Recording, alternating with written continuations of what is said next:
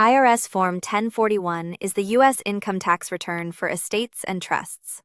If you are the fiduciary of a domestic estate or trust that has gross income of $600 or more, has a non-resident alien beneficiary, or owes any tax, you must file this return. The return reports the estate or trust's income, deductions, and taxes for the year and is due by April 15 for calendar year filers. The top of Form 1041 identifies the estate or trust, its name, EIN, date created, and the fiduciary's name and address. Part 1 through Part 3 report income items such as interest, dividends, business income, capital gains, rents, royalties, and other income. The total income flows to the computation of distributable net income.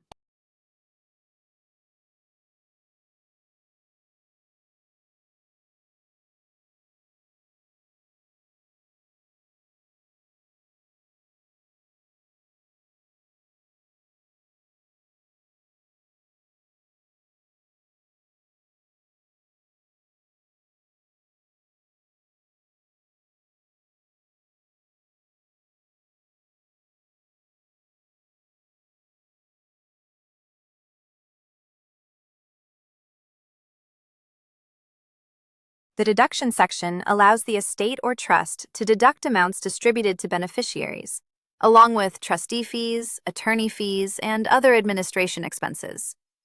Schedule B calculates income distribution deductions.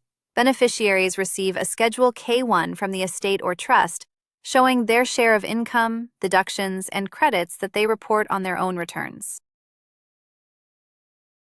Sign the return as fiduciary and attach all required schedules, including Schedule D for capital gains, Schedule K1 for each beneficiary, and any other required forms. The tax owed is paid by the estate or trust, not the beneficiaries, unless the income is distributed. Fill yours out free at FormsPal.com. This is general information, not tax advice.